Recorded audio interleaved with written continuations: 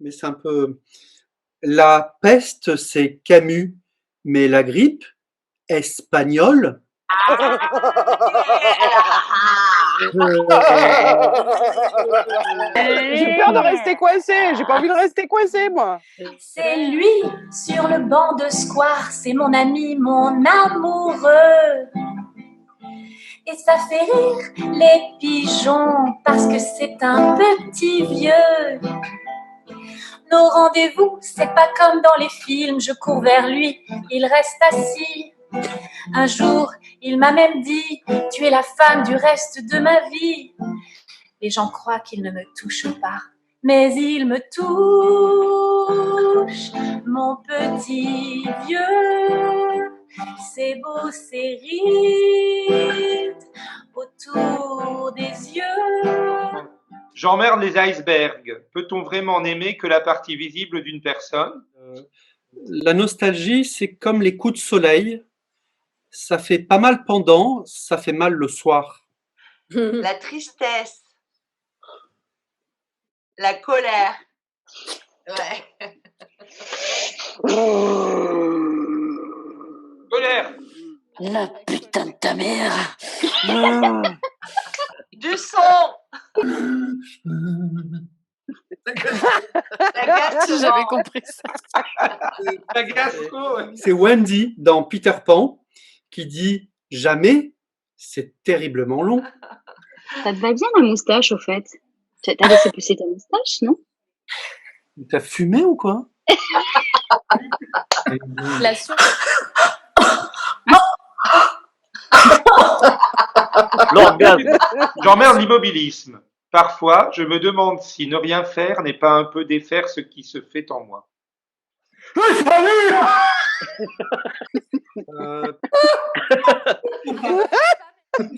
La fatigue. Mais il me touche, mon petit vieux. C'est beau, c'est rire autour des yeux. Oui. Et tu as préparé le repas pour l'occasion? Oui. Mais c'est dégueulasse! C'était pas bon? Le repas, si! 2 jours de préparation. Pendant ce temps-là, tu songeais à me quitter. J'y songe depuis longtemps. Mais c'est atroce! 2 jours de cuisine. Le repas était délicieux, mais toi, tu es atroce! Avec le mal que je me suis donné. J'emmerde les échymoses. Peut-on être amoureux sans tomber? Un jour, on est allé danser, c'était ni techno ni reggae. Il m'a pris doucement la taille et j'ai senti sa main trembler. Il y avait des lumières chaudes et claires, j'entendais le bruit de ses pas. Et tout à coup, je me suis sentie tout près de l'au-delà. Les gens croient qu'il ne me touche pas. Belle acoustique de la salle. Pas un mot ne se perdait. Longtemps que ça ne nous était pas arrivé. Oui, c'était très bien. Bravo à tous. Une représentation de merde avec un public de merde. Provinciaux et rien d'autre. Sans goût, sans amour et sans intelligence. Ils rient lorsque je parle. Je m'entendais parler, je les entendais rire. Exact, ma chère. Quand vous vous apprêtiez à mourir, je les entendais pouffer. Celle-là. Oui, Joséphine. Je m'apprête à mourir et elle les fait rire. Rire et pouffer dans mon dos. Moi? Je ne fais rien. Je ne bouge pas. J'écoute, je ne bouge pas. On veut toujours que ce soit moi. Chaque fois, c'est la même chose. Mais Ce n'est pas le moment de rire. Pardon, on peut dire que Joséphine est très drôle. C'est très rigolo. Exactement. C'est très rigolo. Il rit. Il n'y a plus que ça. Il rit, il se tape les cuisses, il s'esclaffe. C'est rigolo. Mais c'est justement là le problème. Vous n'aimez pas les comiques? Joséphine n'est pas comique. Elle est risible. Ah, involontairement, hein. J'ai déjà vu des acteurs comiques. Mon mari est lui-même un acteur comique. Tout à fait. Et ce n'est pas du tout comparable à ce que fait Joséphine. Le comique, c'est une affaire de volonté. C'est un métier. Non, celle-là est risible, sans volonté, sans énergie. Elle n'y est pour rien. En tout cas, moi, ce soir, je me sentais à nouveau pleine d'un talent. Je me sentais pleine de grâce, de volupté. On veut prêcher la morale au public, on veut donner une image de générosité, laisser paraître des sentiments nobles et dignes, mais aussitôt dans les coulisses, les pires vices moraux éclatent à nouveau au grand jour. Bon, ce que je voulais dire, je me suis mal fait comprendre. Tu as un rôle secondaire et cela ne peut t'influer véritablement sur le spectacle. Tu as un jeu trop peu varié. On pourrait peut-être arrêter avec Joséphine. Oh, quant à toi, Louise, de la foule de gestes qui constituent ton jeu, jaillit parfois un poing ou un bras qui se retourne. C'est une forme étrange et incompréhensible de chorégraphie moderne. Hein. Ah, je ne peux m'y faire. Hein. Il faut reconnaître, Louise, que tu fais ça un peu à tort et à travers. Et que cela peut nuire à l'émotion dramatique que certains, comme moi, tentent d'exprimer. Vous êtes de sales personnes ignobles. Pour qui vous prenez-vous?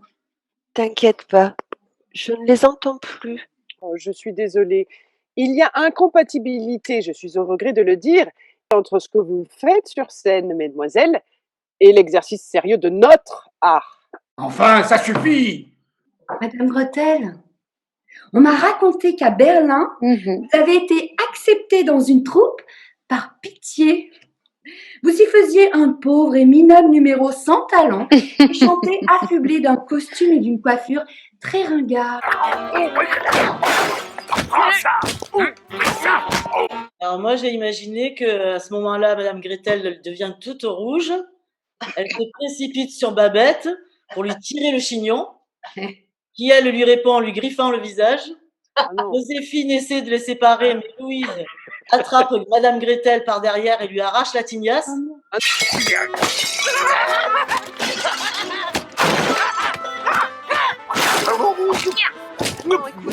Mais une bagarre générale chorégraphiée à coups de baffes et de... Mais à poil. Hein. Mais à poil?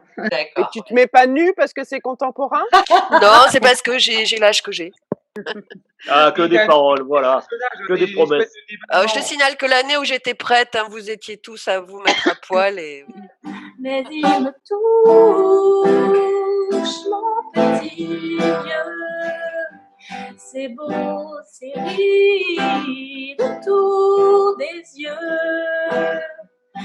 On dirait l'ombre des arbres sur le ciel bleu,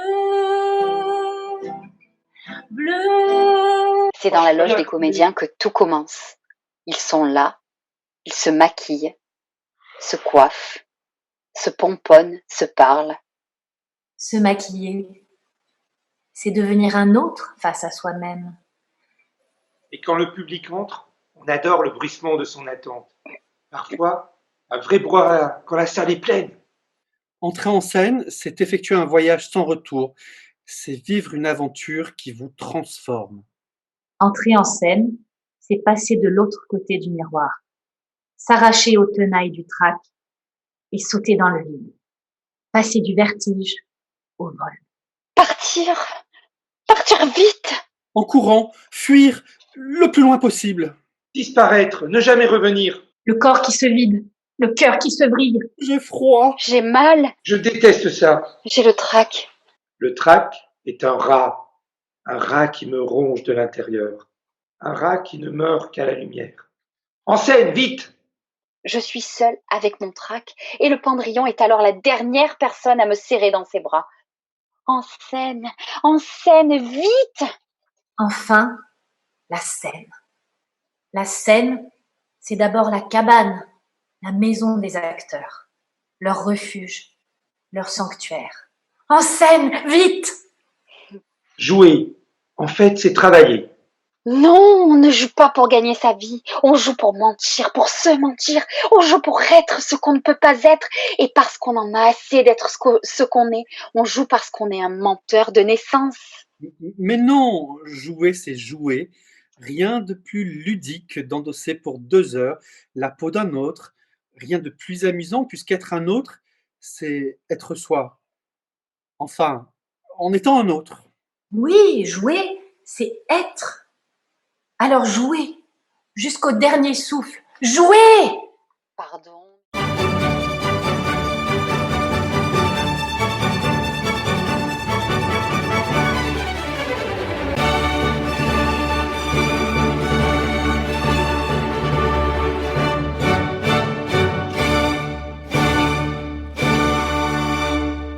J'y allais, et c'est un peu justement de retrouver ce sentiment de trac qui m'a fait venir au théâtre, parce que c'est quand même malgré tout une adrénaline super, quoi. D'avoir le trac. Moi, j'ai plus le trac. J'ai l'excitation, mais j'ai plus du tout le trac. Ça me manque d'ailleurs. C'est rigolo parce qu'avant avant de rentrer sur scène, tout le monde est quand même vachement différent, quoi. Ouais.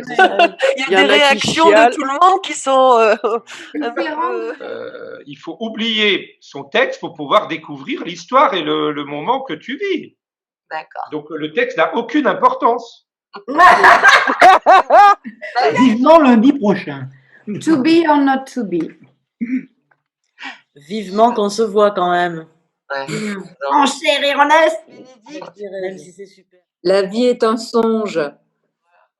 Il faudra peut-être prévoir un apéro sur la terrasse un de ces soirs, hein, quand même. Yves, on est confinés. Non mais c'est bizarre. Et à chaque fois qu'il nous propose un apéro sur sa terrasse, le ministre il nous confine. Et le castor. Pour sauver un livre, bouffer un castor.